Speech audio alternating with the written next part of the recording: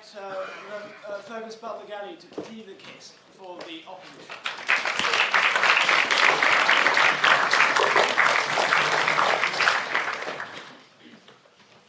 I'm sure each and every one of you remembers the moment that you first set eyes on Durham Cathedral.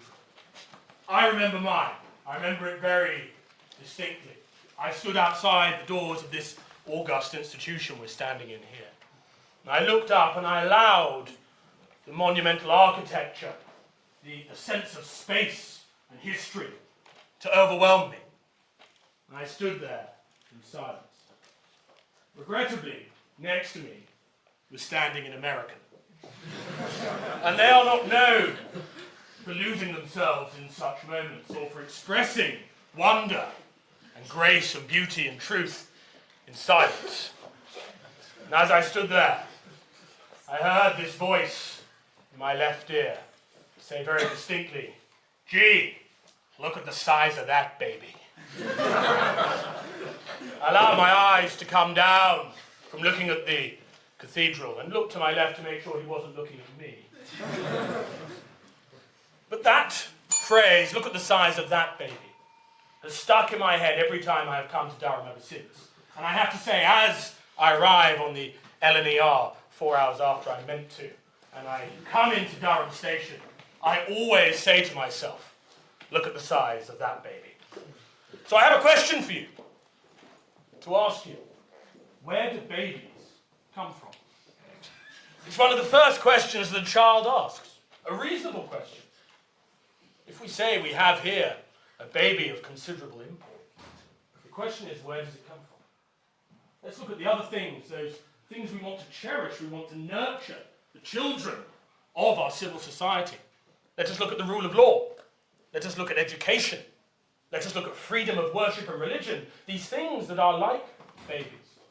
They require nurturing, they require attention, they require care. Let us ask the very simple question, where do those babies come from? My friends, they come from the union of church and state. That is where those babies come from. That is where that baby comes from. In this age, when those babies, when the rule of law, when freedom of expression and freedom of religion are more than ever before under threat, more than ever before at risk, we need more than ever before to look at where they come from. We cannot claim that they sprang out of nowhere. They sprang from the cranium of Jove, completely fully formed. These came from the union of church and state. The bishops at Magna Carta, Bishop Van Mildert, making this very university possible. The bishops in the House of Lords ensuring that the decriminalisation of homosexuality happened in the 1960s. Bishop Ramsay of Durham, none other, ensuring that that bill passed.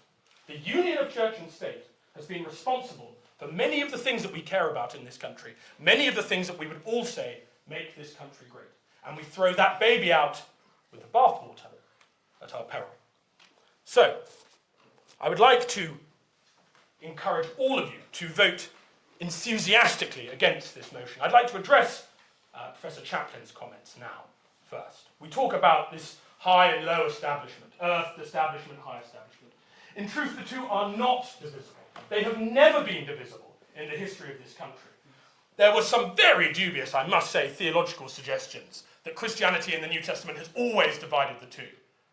A cursory reading of the letters of Paul, a cursory reading of the first epistle of Peter would all suggest that that is absolutely untrue. For a very long time, Christianity and the state have joined together, and together they have done good and wonderful things. But let us go on to the practicalities. Professor Chaplin challenged us to consider the practicalities. I would throw that challenge back. What do the practicalities look like for the opposition? Because their two speakers seem to have very, very different models of what disestablishment would look like. We've been told to take the church in Wales as a model. The church in Wales. A church disestablished due to the moral corruption of David Lloyd George.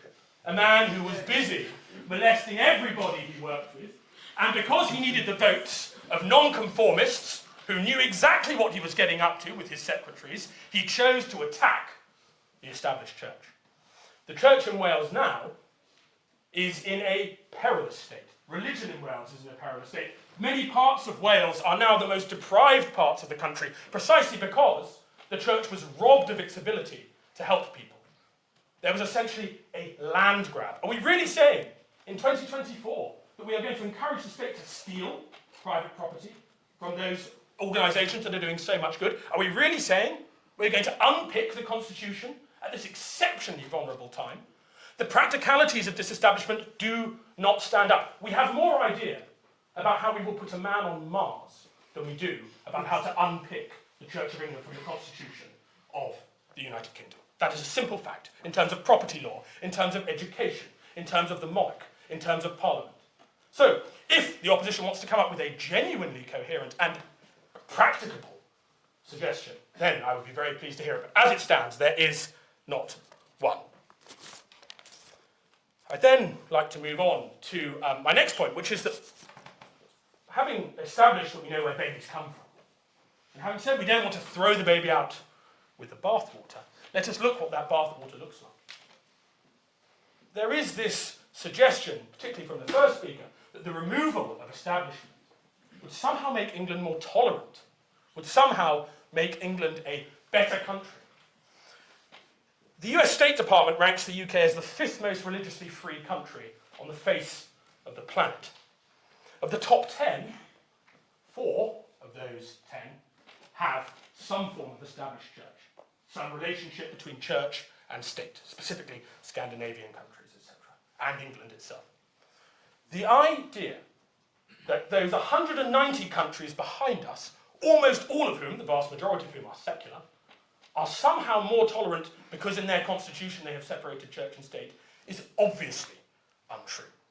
The idea that there are places like North Korea have a greater degree of religious freedom because they have separated church and state is complete nonsense. And I hope you will see that as well. Very obviously, the link between the established church and freedom of religion does not stack up as the proposition of this argument would have you suggest. Indeed, the opposite is true. The survey, the states suggest that in fact an established church is more likely to enable religious freedom, more likely to enable, as the bishop said, an expansive and representative religious sphere than a secular state. And that is why the greatest arguments for establishment come from people like the Muslim Council of Great Britain. They come from the office of the chief rabbi. Disestablishment is a peccadillo for the liberal middle classes with nothing better to worry about. In the communities across this country where the Church of England makes a difference, in our brothers and sisters of other faiths, disestablishment is not even on the agenda. So I ask the question, who does it serve? Who does disestablishment serve? Almost no one. And in that theme, I would like to address the point about Iran, the idea of the bishops. Now, in some ways, the suggestion that the Bishop of St Albans putting forward legislation against the curse of gambling addiction is comparable to the Ayatollah is amusing. On one level, it's almost endearingly ignorant of the British Constitution and indeed of the state of Iran. But let me tell you why it's not endearing.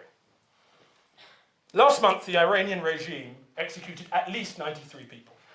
Very many more died in custody. They were killed for belonging to religious minorities, including Christianity. They were killed for advocating for LGBT rights. They were killed for advocating for women's rights and for democracy. In Iran, clerics control the media. They control the police force. They control the armed services. In the United Kingdom, the Church of England's bishops advocated last month in the House of Lords for numbers of children in the care system, prison overcrowding, and food poverty. CB schools educated children in nearly 5,000 locations, and the churches operated over 1,000 food banks. So unless the bench opposite have some information that I, as a humble parish priest, am not privy to, and indeed the Bishop of St Albans or the Dean of Lincoln have some elaborate plan to take over the armed forces, unless they have real evidence that the bishops in the House of Lords are about to unleash a campaign of persecution on religious and sexual and gender minorities, then I suggest that that comparison is a grossly offensive one, and that the bodies of brave Iranians do not serve merely as ornaments on a progressive liberal argument here in comfortable Durham. to finish, I would like to put to you again the argument for establishment in the here and now. Professor Chaplin asks, which of those 6 will you defend? I would defend all of them. Let's look at representation. There are roughly 360,000 members of the Labour Party. There are roughly 172,000 members of the Conservative Party, 90,000 members of the Liberal Democratic Party, about 85,000 members of the Reform Party. All of them combined do not make up the same number of people who attend Church of England service on a Sunday morning. The argument from representation is clearly rubbish unless we are willing to say that no one who is a member of a political party, strange people who meet up at weekends and advocate for unfashionable ideas, should be barred from political engagement as well. Then it does not add up. Just to finish, it is merely the flap of a butterfly's wing to destroy.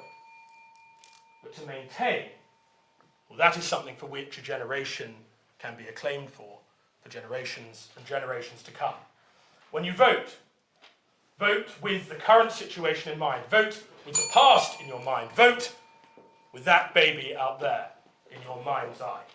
And vote resolutely against this motion. Thank you.